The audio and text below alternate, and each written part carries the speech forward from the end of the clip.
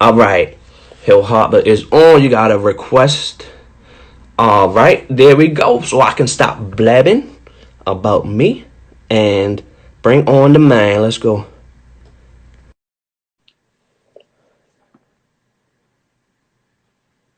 Magic fingers. Let's do it. What's happening, bro? What's going on, man? Give Good me to a get second. I on. gotta adjust this a little bit so I can see myself now. All right. I thought you were all interviewed out. I know you done at least a couple today. So Done a couple today, but it's good, man. I've been working, trying to get some stuff done around the house, building some stuff. So I've been working, but it's been good. It's been good. so I appreciate you joining me. I really do. And that is leading me to a question that I have for you down the line. But I think I'm gonna bring it out right now. Okay. With all of the things that you do, which are many in number, and I think people don't know. See, I didn't do the intro. I'm sorry, James. James did the awesome intro. I saw that. I was watching. James did the awesome intro. I missed Arthur. James's intro. No, when you were on with James, Fatherhood is lit. Oh, earlier today. Oh Yeah, yeah. earlier, and he did that intro for you and all of that, and you came in. I didn't do that, my bad. But That's all yes, right. author, activist, father, philanthropist, writer, everything, so many things to so many people. Inspiration, Mr. Hill Harper. There we Yes, go. yes. Hey, everybody. So I see a lot of people. Everybody out there, where are you guys from? Determined Michelle. I see Hannity 404 AM, The Good Doctor, Alabama. People like The Good Doctor, Rob, uh-oh. Lady Rogers. Uh, what does that say? I couldn't read. How do you get selected? Oh, how do you get selected? How you gonna select questions and select people? I think that's what they want to know. But good. Hey everybody, Brazil, Korea, New Jersey. I mean, that's international. You got Brazil, Korea, New Oh Jersey. yeah, That's that's crazy. worldwide. That's crazy. BX. North That's what's up. Carolina, Alabama. Was beautiful. Listen, thank you Thank everybody who's out there. Thank you for having me on, and I'm happy to be here. Yes, sir. Thank you. So I want to start way back when. I don't remember the year it was, but you came, and I don't know if you remember, but you came to a school in East Baltimore called East Baltimore Community School. Okay. Kathy Miles was the principal, and Yes. that was the first time I had the pleasure of meeting you in person. So Awesome. I will never forget that because I know that, with all of the things that you do to come to this very small school in East Baltimore and take the time out to talk to the kids. Not only talk to the kids, but you gave every single one of them a book. And you probably most likely autographed every book too. But I know for sure that every child got a copy of the book. And I'm super grateful for that. Man, it's my honor. The whole thing is that it's really the stuff that people do that they don't see, that's not in the light. That's the oftentimes the most meaningful things. And I have a commitment to working with young people, and I do that no matter whether the cameras are there or not. It's not for Instagram, it's not for social, it's just to go do that kind of work. So to hear you say that means a lot because I remember, but that was a long time ago. Very long, yeah. That was a long time ago. So that's a blessing, and to go to East Baltimore, spend some time with young people, give them a book, and I'm glad you remember it. So Yeah, absolutely. Because I was definitely a fan before then, so I was grateful to have met you. I've read Letters to a Young Brother, and I had given a copy away to a young man that I was mentoring actually. okay, So beautiful. yeah, so that was a pleasure. Along those lines with the writing. Now I've read that your mom was also an author, wrote a book called Wearing Purple. Was that part of the inspiration for you writing? Well, I wouldn't say it was part of the inspiration, but I would say it's what gave me permission. Mhm. Oftentimes, I think a lot of us, and I was working so hard, I got dust in my mouth. Oftentimes, a lot of us feel like we need permission to do some of our goals and dreams, right? And Mhm. if we see an elder or someone else do it, we know we can do it. What it's possible. And that's part of what I talk about with young people is that if I want them to triple their dreams, because oftentimes their dreams have been limited in subconscious ways that they don't even know. And they don't need permission from me or anybody else to do it. But obviously my mother, having published a book, made me believe, I believe subconsciously, that I could do it. Because I never really set out. When I was younger, I wasn't like, I'm going to be a writer, I'm going to write books. That came to me later, you know, and it came to me, it's like, oh, these young brothers need a book, you know. Too many of them are reaching out to me, needing mentors and needing help. And I knew growing up that I was gifted books that were mentorship on paper for me, that helped me grow from a young man to manhood. So I felt that given all the questions I was getting from them, I could actually craft a book that hopefully would be as important to me. It's important to them as many of the books that I read were important to me. That's awesome. So you said people were reaching out before you had written the book. What was there like a specific thing that led them to you? Like why Yeah. you? So what happened is that a lot of educators, people who ran high schools, people who ran colleges, junior colleges, middle schools, knew that I was an entertainer. You know, I did a job that you don't even need a high school diploma to do, but they also knew that I had two graduate degrees from Harvard. And they wanted me to come talk on that, because I think that this is early on, because they would hear a lot of young people say, I don't need school, I don't need education, I'm gonna go do this. It doesn't require it. And they heard me talk about the idea that education is not about what you want to do. Education is to build a solid foundation in your mind and give you different skill sets to do whatever you want to do. That's one of the biggest mistakes I think that we make when we talk to young people about school. Oftentimes I hear this all the time: study this so you can do that. Most young people don't even know what they want to do, so that doesn't make sense. What makes sense is study this so you can do anything, learn and grow, so you have more choices, not less. It's just the same thing when people say, hey man, how come you have 2 graduate degrees from Harvard and you have a law degree and you don't practice law and you do a job that you don't even need a diploma? Why doesn't it make sense? And I say, why does it make sense? They say, well, because you have a law degree. I say, yeah. but so why don't you? I said, you're making the inaccurate assumption that just because you study something, you should do it as a career. Things have nothing to do with each other. Study so you become a more learned human, so you become more educated about the world, about history, about life, about being a better problem solver, about being a better critical thinker, about being someone who can put ideas together, put people together, build relationships, and then build a life. You know, that's what education's about to me. And it doesn't have to be traditional school. Yeah, I went to Harvard. Great, right? That doesn't matter, you know, ultimately. It doesn't matter if you go to Morgan State in Baltimore or if you go to the School of Hard Knocks. The point is, learn, expand your mind. And you can do that through books, whether you're getting a degree or not. You can do that through apprenticeship, just learning from somebody, mentorship. You can do that through going online and reading and learning about something. There's so many different ways, but that's education. Educating the mind, educating yourself as a better critical thinker. Absolutely. And that's something that we're having conversations about right now, especially with the whole business of Corona and schools being shut down. And I hear that talk a lot. And as an educator myself, I feel it wholeheartedly. Like my daughter and I the other day, we painted her room together. And I put pictures up on Facebook, and somebody said, "That's a fantastic homeschool you got right there." What are your thoughts on that? I know you've pretty much gotten into it, but like right now, there's such a push for this telelearning and all of that sort of stuff. And like I and some other people that I know feel like we're really kind of focusing on the wrong stuff. The children are going through so much right now, but we're still trying to make it seem like it's normal when it's so not. And I think there are things that we should probably focus on a little bit more than the traditional kind of education. Well, I mean, I think that you hit on a number of points right there.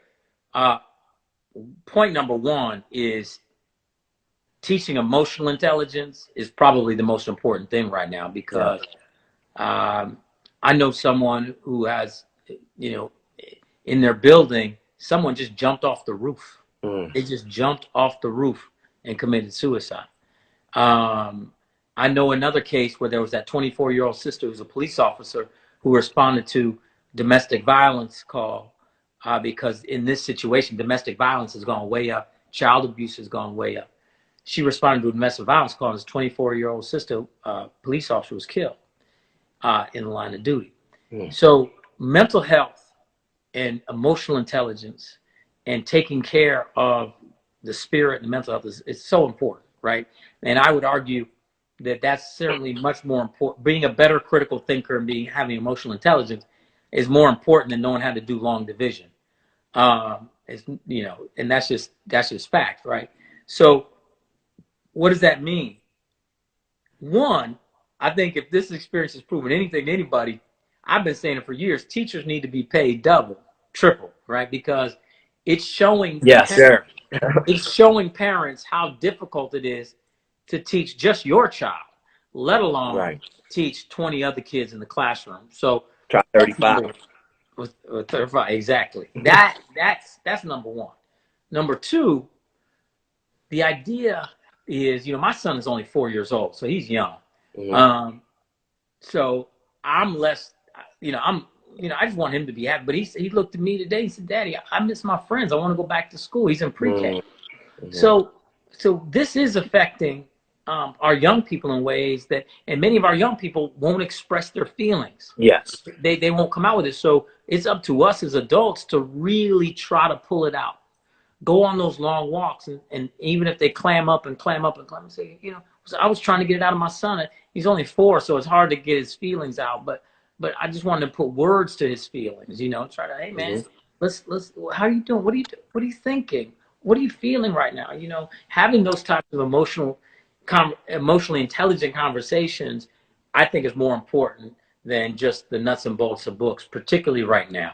I mean, these young people, and we got to remember, and I say this all the time, and people freak out because I guess a lot of adults aren't thinking this way. But young people today, if you're below the age of 20, you're most likely going to live minimum another 100 to 120 years on top. Okay? Look at the trajectory of aging, barring some horrible pandemic, barring some big pandemic, you're gonna live to probably be 130, 140. Now, watch this. That means that there's no rush. There's no hurry. You can have 3 40-year careers doing 3 different things with 10 years to study completely new things to do those, right? Just start doing the math. You could have 3 40-year marriages, 3 different ones, right? So the old notion of what previous generations had to do, which is choose a career, choose how you're going to live your life, get it done as early as possible. In other words, graduate high school by 18, graduate college by 22, 24. If you're going to go to grad school, get out by 26, 28. Means nothing. The difference between being 28 and 35, 28 and 40, people are having kids later and later. In 10 years, there'll be women having kids in their 60s. Come on, somebody. Stay with me. So watch.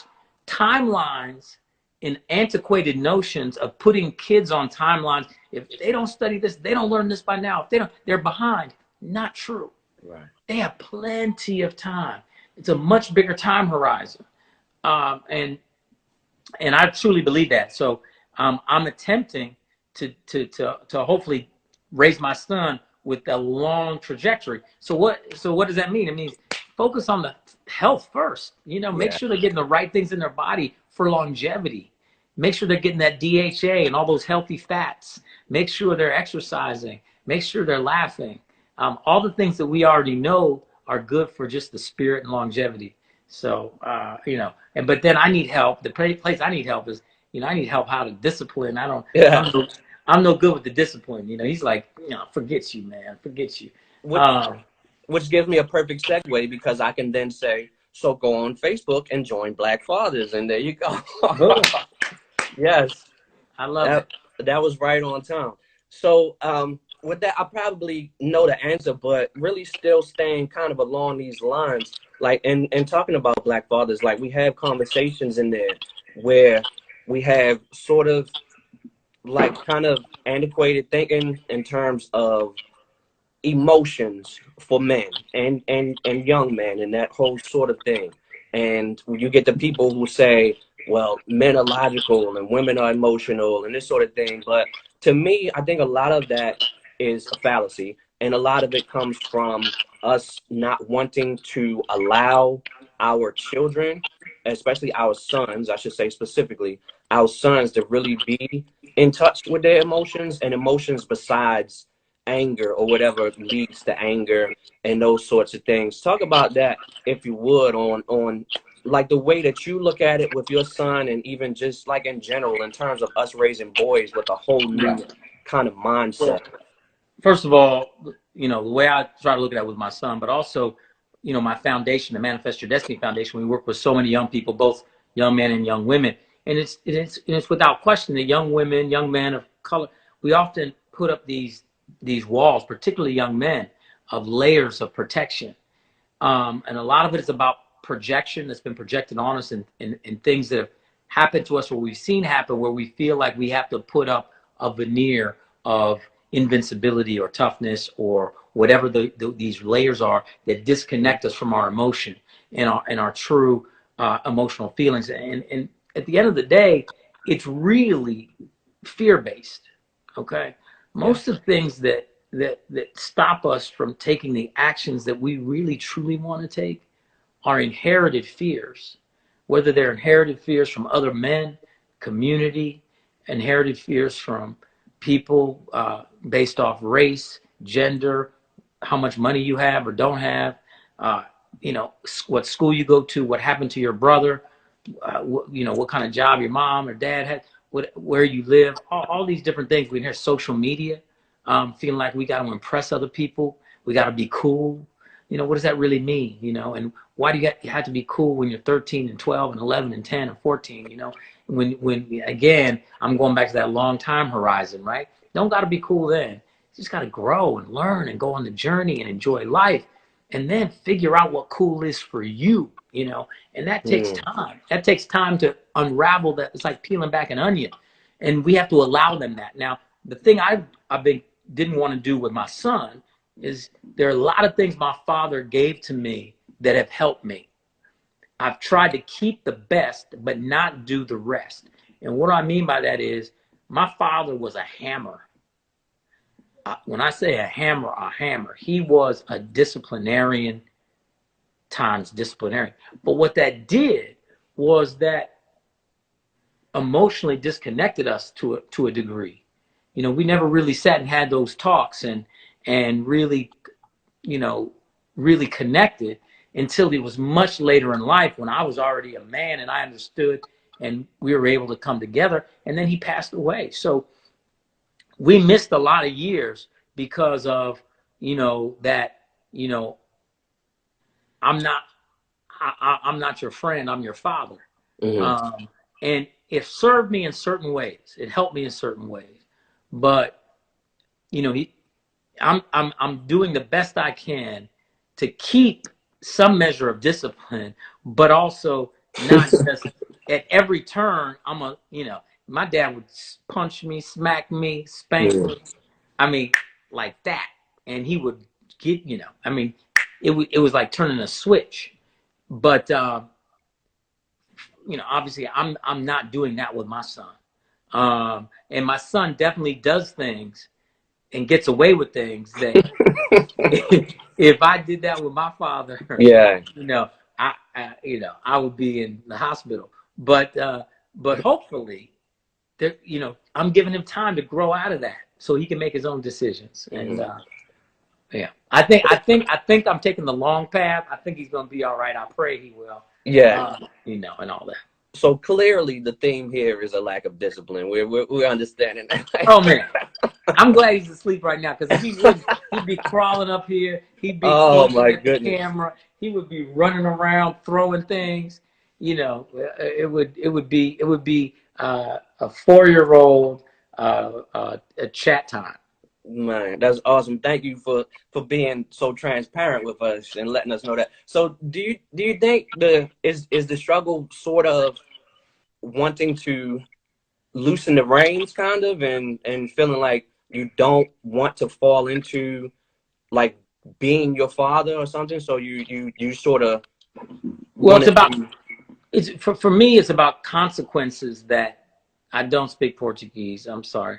I don't know how. Someone asked me if I wish I could. There's so many wonderful people in Brazil and in Portugal and all over the world to speak Portuguese, and I Mhm. can't. But and the show The Good Doctor is very big in Brazil. It's like the #1 show in Brazil right now. So we have a lot of Okay. Brazilian fans. Kiss to Brazil and love, love, love. But so for me, he realizes that he doesn't care about any consequences. So I'm always looking for Mm. new consequences besides you know uh, uh, uh, you know that consequence of the hammer. Like my dad's only consequence was I'm gonna whip your ass. Right? That was Mhm. my dad's, and I'm trying to avoid that consequence. Right. Certainly that's the easy way to go, right? Anybody can do that. Say, you're gonna get a spanking, boom. But to think more creatively and smarter, because the consequences always have to change. So, because what he cares about changes all the time. So, just him, timeouts don't work with him. He could care Mhm. less. So, I have to think about new things he cares about, and then say, hey, either if you do this well, you're going to get that as a reward, or if you don't do this, this is going to get taken away as a penalty. And trying to modulate between those two things, and we'll see. I'm also a proponent. My father. One thing he did do as far as education was concerned is that he did at a point pay me for good grades. Mm. That's one thing that I loved about, in terms of, I think it was a reward system. He was like, man, if you come, in life, usually if you do excellent at something, you get rewarded. And one of Yeah. the rewards is in the form of money. And I think one of the things that we should do in our education system is reward kids who do well with money. There was a Harvard professor who did a study about that, and he saw kids' performances shoot up in certain inner city schools where they had a reward-based system, Mhm. and it's an interesting idea. But I'll be paying my son to do well. That's what. I hear that. Yeah, and I'm in the school system myself, and I've definitely seen that in just about every school I've been in. Not actual money, but they have pretend money that children gain for certain behaviors, and then they can go to the school store and buy stuff. So I've definitely seen that make a difference. So I think that's not a bad idea. You might want to start implementing that. Yes, yes. And love the turkey, folks. There was somebody from Turkey who said, "What's up?" I said, that's awesome. So. Awesome. And the Well, National Clean Water Collective, Sarah Scott from the National Clean Water Collective, been partnering oh with yeah. them in Flint. And the work we've been doing there, I'm so proud of. And we have our big GoFundMe campaign right now to bring clean water to Flint right now during the COVID crisis, which is so important. And we have a link on my Instagram. There's a link right here Hmm. pinned on the right here. So it's COVID relief for Flint. If anybody out there can give $1, $5, $10, please do. This is such an important cause, and the first trucks we're going to be hitting Flint later on this week. So very excited about that. Absolutely, and that's really the meat and potatoes of why we're here. But we wanted to also talk fatherhood, so I'm glad we got an opportunity to do both. So make sure everyone watching, please be sure to support. It really blew my mind when we had the conversation not too long ago. The fact that people are still dealing with what they're dealing with in Flint. So I know you've been talking about this all day, but if you would just let people know, because like I said, I'm sure there are a lot of people who don't understand. And if you say what's happening, they're going to be truly shocked that this is still going on. Well, it's just you know it's something that's not uncommon when you're talking about poor people, people of color, systemic racism, and communities that are completely ignored. Um, at the end, let's be very clear. If you can afford to not live in Flint, Michigan, you've already moved out. So folks know that the people left Flint, 41% of the people there live below an already low poverty line. And then the other 60% aren't that much above it, right? And so you're talking about people working 2 or 3 jobs and still don't earn enough to get above the poverty line. The majority of the folks in poverty in Flint are young Black women ages about 23 to 35, many of whom are single moms working as hard as they can, but they can't make all the ends meet. You add on that the fact that when they turn on their tap water or their shower, that toxic water is coming out of the pipes. There's a young lady whose picture I've shown often. Her daughter has eczema on her skin, and the water burns her face. I mean, this is not water you want to put into your intestines and into your body, let alone we talk about wash your hands, wash your hands. If you're washing your hands with dirty, toxic water, it's not doing any good. So it impacts your immune system. So people say, well, how come the COVID crisis is affecting certain communities like Black communities and poor Black communities at a significantly higher rate? Is because if your immune system has already been negatively impacted by the water you've had to drink, or the fact that many of these communities are food deserts from the standpoint that there's no fresh produce available in the community, from the fact that you're talking about high blood pressure, heart disease, eating fried foods, it just goes on and on and on. Not to mention, usually those communities have the worst environmental impact in terms of, whether it's near old factories, air pollution, water pollution. So all that's to say, Flint is getting hit 10 times over. The problem's still there because the cameras have left. Mm-hmm. The people with money who had it are gone. So the politicians, no matter which party, don't care. And it's still going on. It's still happening. It's a shame. It needs to stop. We're taking people to court. We're in federal court right now. But federal court is not helping someone tomorrow who doesn't have water during this crisis. Right. So we're trying to do triage. We're trying to do emergency work there to get as much fresh and clean water there as possible. So the people who donate money, all their money is going to go to water. It's not going to go to transportation fees. It's not going to go to administrative costs. Those will be covered. It's going to go to actual water in people's hands. And I think it's super important to understand the two-pronged approach, because the immediacy and the urgency of the situation right now, and then also the long-term fix. I know, we were on the call, somebody brought that up, and I'm glad that you brought up the point that you have the lawsuits going on too. What is the aim with those, and what is the intended outcome? Great question. So the aim of those is to set up a victims fund, much like they did for the victims of 9/11. So as many of you know, there's a multi-billion-dollar victims fund for victims of 9/11, as well as first responders who develop cancer and all these things. And so, because a lot of these harms that we're talking about aren't going to show tomorrow, right? If your kid has been poisoned with lead, the learning disability issues may not pop up for a few years. So testing that child right now, you say, oh, no, there's no problem, no harm. Right. No. You need a fund set up. And then we also need money from the fund to build infrastructure, new pipes, new infrastructure. And then hopefully money to put in filtration systems in the homes. And so all of those things work together. That's long-term solution-based. Short-term emergency stuff is right now. We need to stop the bleeding, to put a tourniquet on it, help people get water. And then there's medium-term style solutions that we're working on too that aren't long-term, but at least they're somewhat sustainable.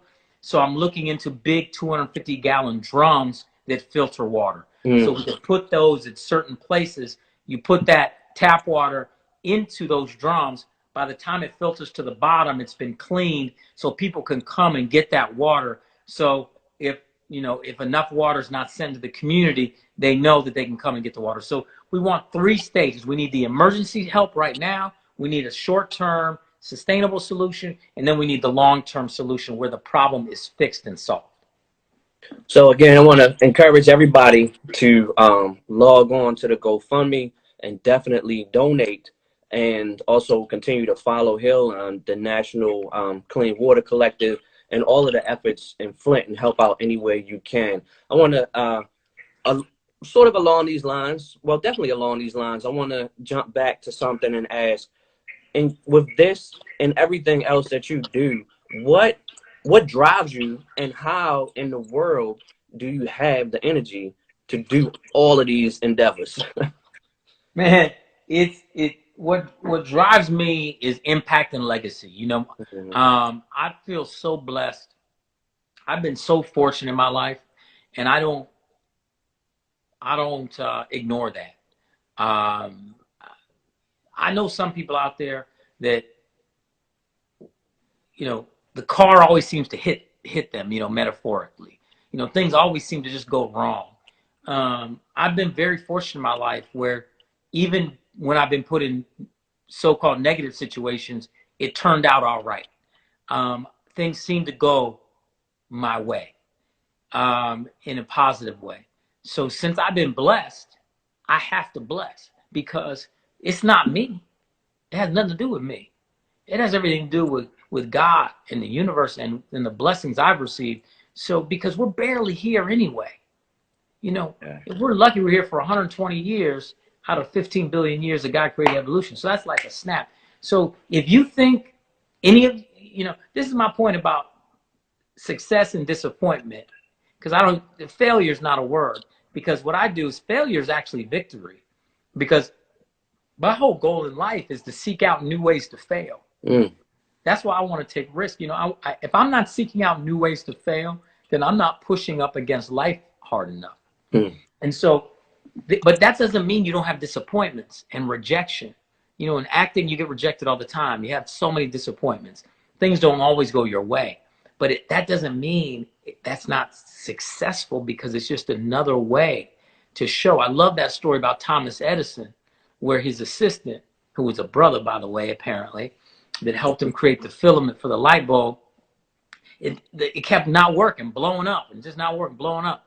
And they kept writing notes, and every time it blow up, they said this was the combination of how they did the filament.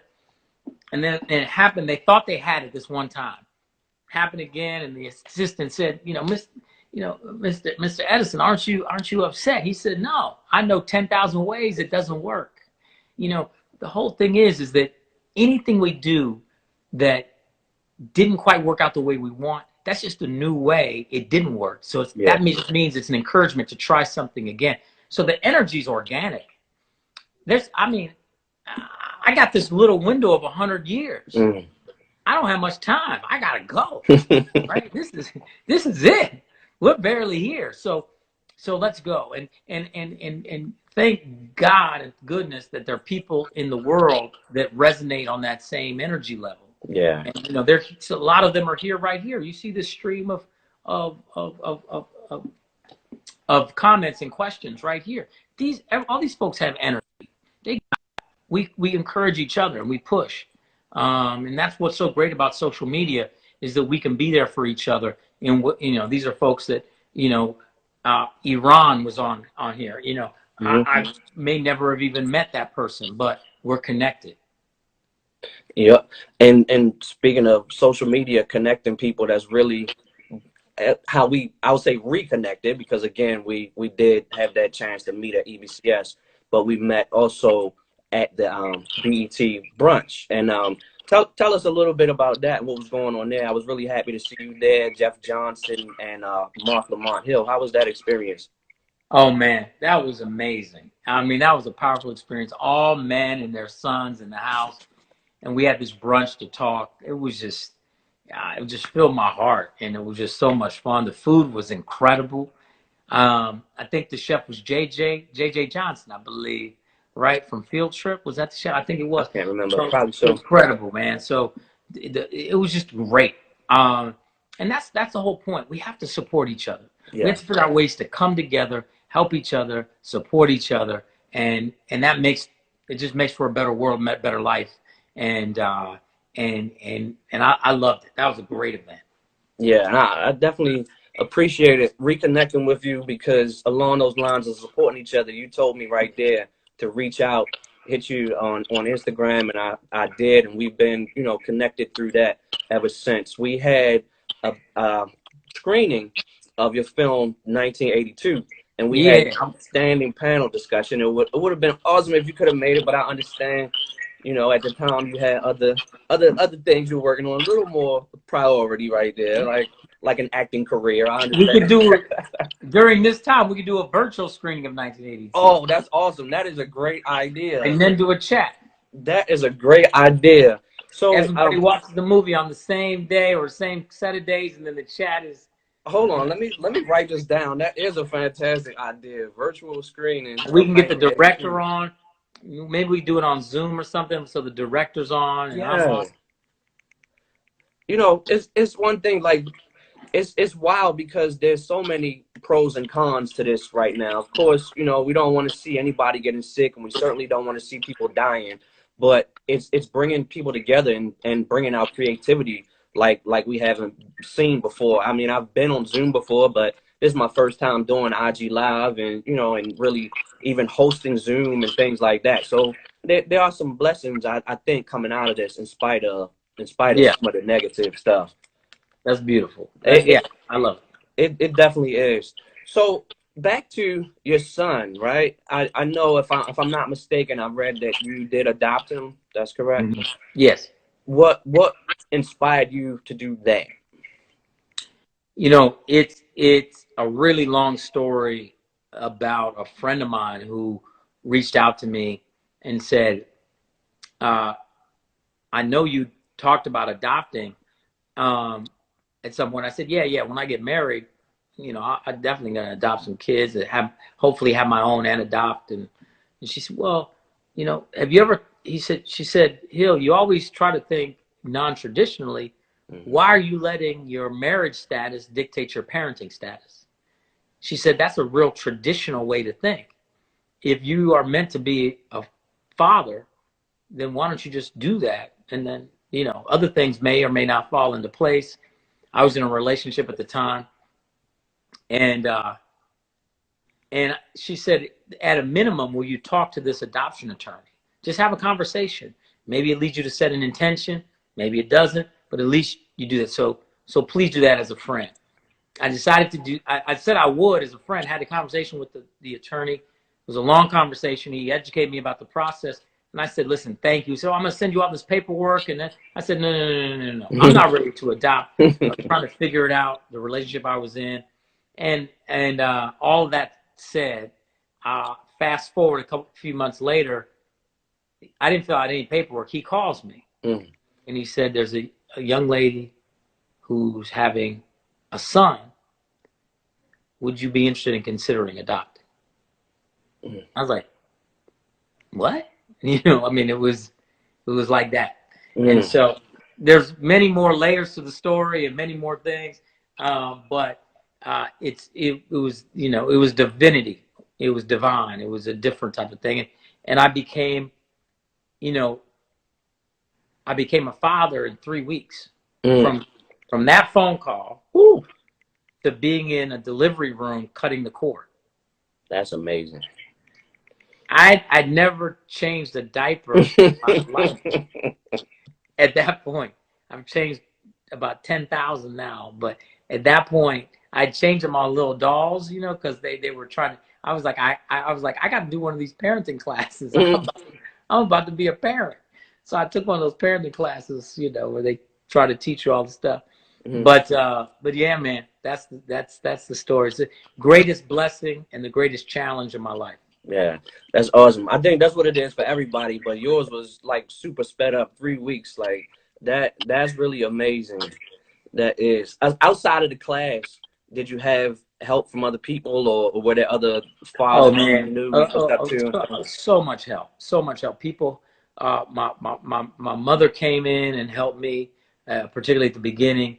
My friends, gave me hand-me-down clothes. I went out.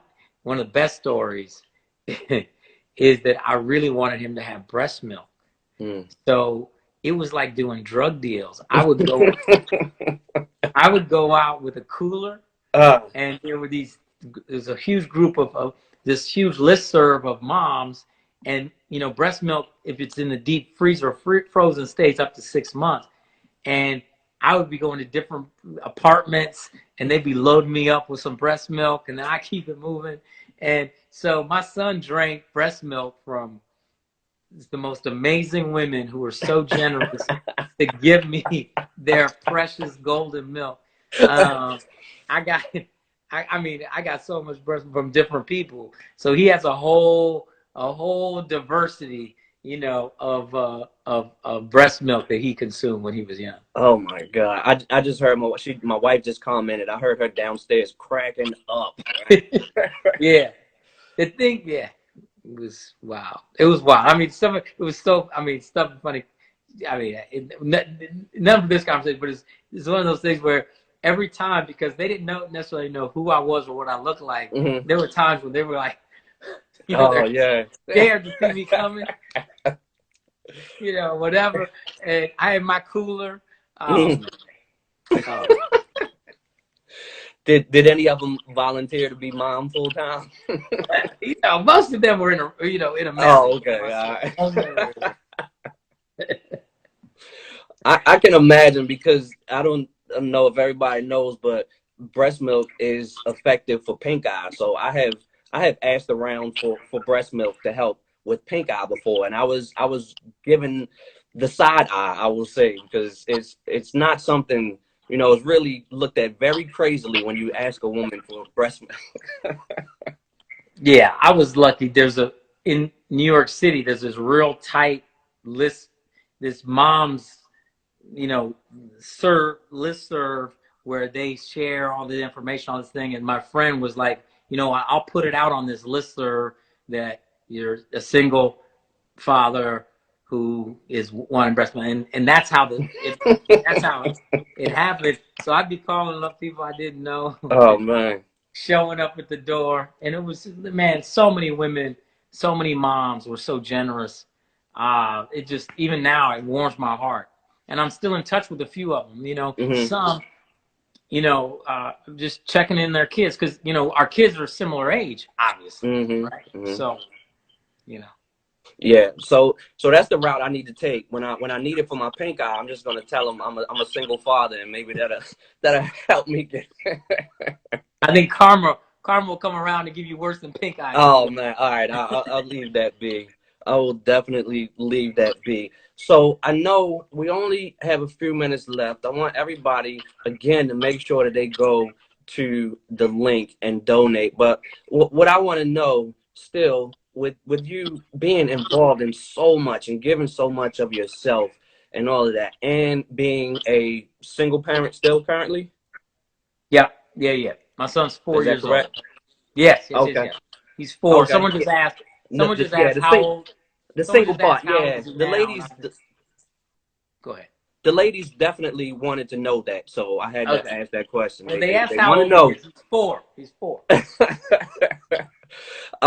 So what, and the real buzz phrase right now, and it's very important, is self-care, and I think this is a great way really to close out with you doing so much and having so many responsibilities and meaning so much to so many people.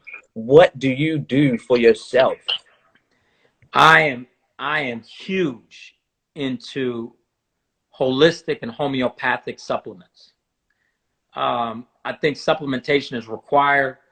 Even if you eat all organic, you still need to supplement, because the nutrients aren't in the plants anymore the way they used to be. You have to supplement yourself with vitamins, herbs, with probiotics, prebiotics. So there's so many supplements that I think are extremely important. Vitamin D, K2 combination. Obviously, right now, vitamin C. Oregano oil and hot water. I do black seed oil. I also do black seed bitters that has a combination of sea moss as well as there's other things. Turmeric is incredible. Zinc, I think, is very important. Um, you know, I do alpha lipoic acid. I do methylfolate. I do a lot of different things. Like I said, probiotics, prebiotics. I think that those things are critical because you have to supplement your diet. You have to focus on your health first. And obviously, no matter what you do, no matter what supplements you take, you can get COVID and you can get sick and you can die, right? Yes. I have a friend that eats only organic, was a vegetarian, got cancer, stage 4, right? Mm-hmm. So Mm-hmm. there are no guarantees in Yeah. any shape or form, but you can just do your best to take care of your liver and your kidneys, because those are two organs that are involved in the, cleaning your body. Take care of your lungs. Take care of your blood. I mean, these are just fundamental, simple things that don't protect you completely, but at least they give you a better fighting chance if something does happen. I'm a cancer survivor, so obviously the way I've lived hasn't prevented me from getting cancer, but it may have helped me fight it, right? Yeah. So, just do your best, but also enjoy life. It's not like I'm not, I don't say, there's some people I know who's like, I love really good wine, right? And there's some people like, don't drink alcohol. Mm-hmm. I really like good mezcal. There's some bourbons and whiskey I love, and I still, every once in a while, if I'm with some fellas, they want to smoke a cigar, I'll smoke a really good Cuban cigar or Dominican cigar. So people can say, oh, this isn't good for you. It's about, in general, do your best. Supplement when you can. Exercise as much as you can. Take care of your spirit and your heart. Meditate, pray. Keep your stress levels down. Laugh a lot. All of these things are important. They don't guarantee that you won't get hit by a bus or get COVID or cancer or whatever, but at least it gives you a better fighting chance. Because if the bus is coming, you've been exercising, you can move out the way. Yeah. And if you get COVID, maybe your lungs are a little stronger because you've been working out. If you have cancer, maybe you can cleanse those toxins better and handle them because you've been keeping your liver cleaner. Whatever you do, it's do your best. And Absolutely. it's a shame that our community is getting hit so hard, and part of it has to do again with underlying health issues. So yeah.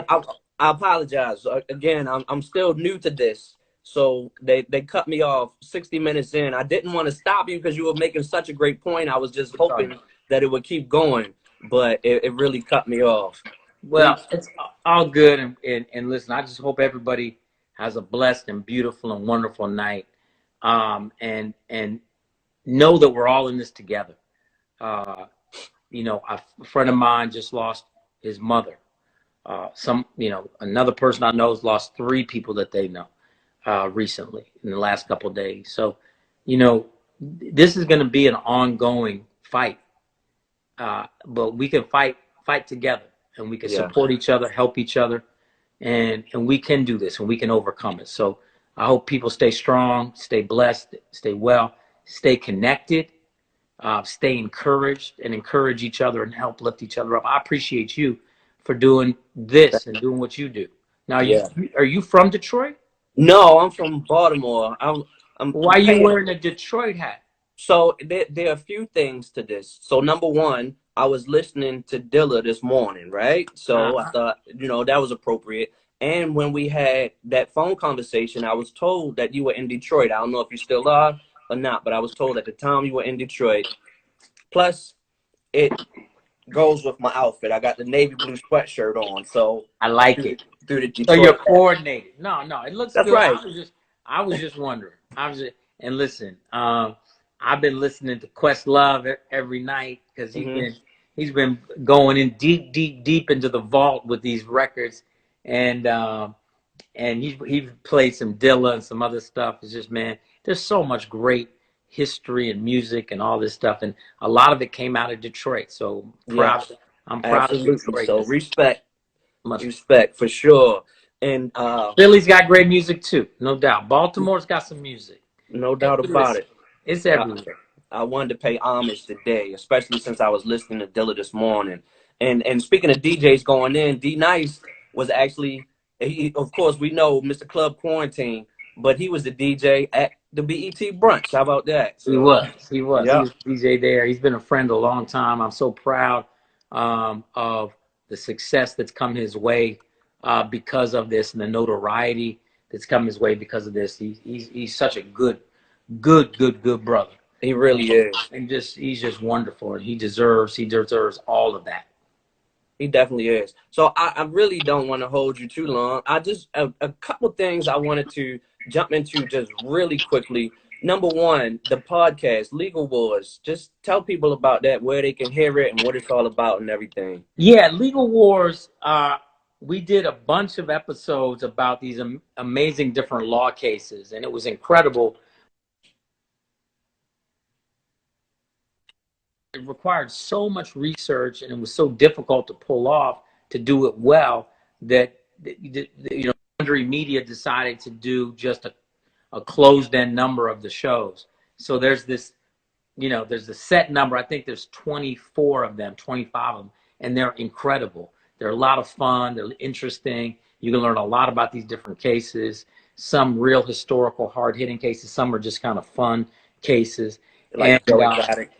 Yeah, exotic. So I had a great time recording it. I hope people check it out because it's still there and available. It's called Legal Wars at Wondery Media, and it's a great show. It's a great show. Awesome. And you have also the skincare line, Be the Architect, right? Yeah. So Be the Architect is a skincare line, but I wanted to put out healthy, non-toxic skincare that was affordable. I just started finding that the stuff that was non-toxic and natural was just too expensive for an average family to afford. And I was like, you shouldn't have to put on toxic materials on your skin just because you can't afford to get the organic product. So I did that. And I'll tell you, with COVID and everything, supply chains are so screwed up. There are no bottles and caps and things to be putting out new product. But it's a great line, Be the Architect. The women's line is called Joie. The men's line is called H2L. And people love the products, and I'm very proud of it. Absolutely. And just here's another connection real quick. I just discovered the skincare line earlier, and I saw the Joie, as you said it. And my wife, actually, who is in the process of becoming a doula, and this is a shameless promotion, but of course it's connected to the name, it's Jua Birthing Services. So I thought that was really wild with that, because I had never seen it before. She decided to utilize it as the name of her company. It means son in Swahili. Yes, it's absolutely. I think that's a great name. Absolutely. Name. Thank you.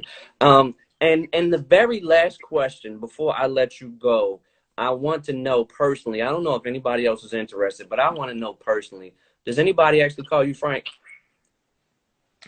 Nobody calls me Frank. But you know what they do? Because of Wikipedia? Wikipedia has it wrong. It says my name is Francis, right? Mm-hmm. And my name is not Francis, never been. My name is Frank Eugene Hill Harper. That's my whole name, right?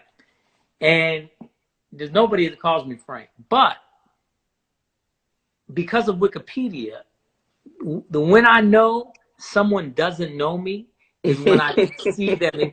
They're trying to say, "Oh, Francis," because then I know you definitely don't know me.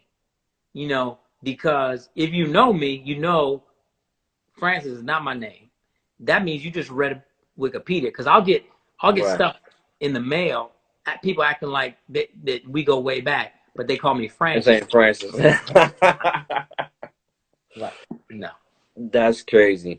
But yeah, I want to thank you. I know it's late and we want to get James Lopez on as well, but I seriously get James Lopez on. That's right. Yes. I thank you for all you do. I thank you especially for your commitment to the Black Fathers Foundation and all of the work that we're doing. I encourage everybody not only to donate, but also to go and watch 1982. It's a fantastic film.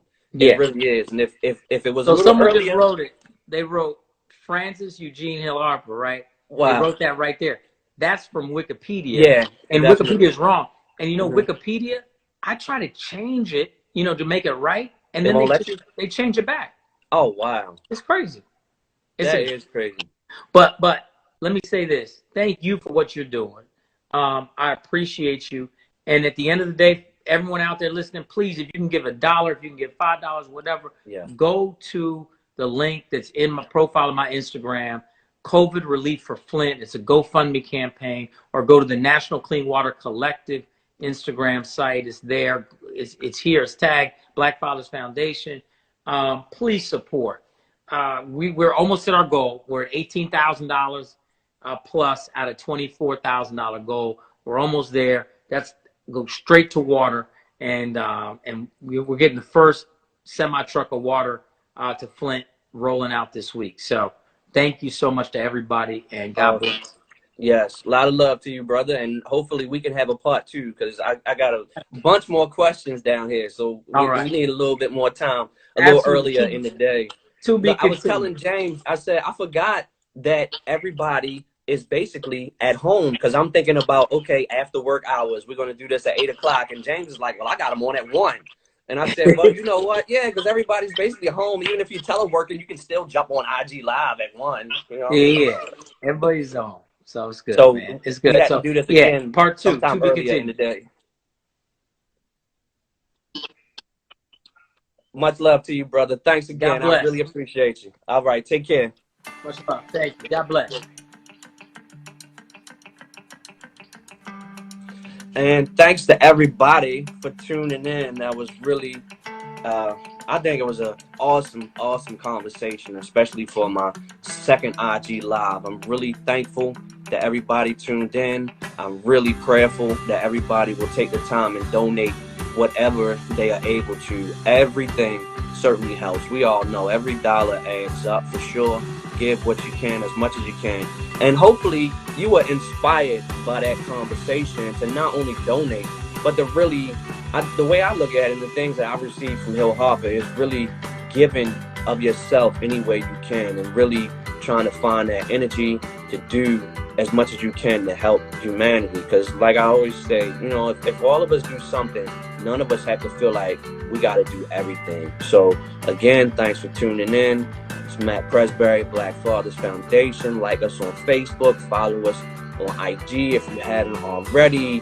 The YouTube channel, subscribe, Black Fathers TV, and check out, thank you, baby. My wife said, good job, Presbury. Thank you. And also, thank you, brother. Thank you. Also, stay tuned for our website launch. So go ahead and put it in there, blackfathersfoundation.org. It's going to tell you that something cool is coming. So bookmark it, stay tuned, get ready. We're coming. Thanks again.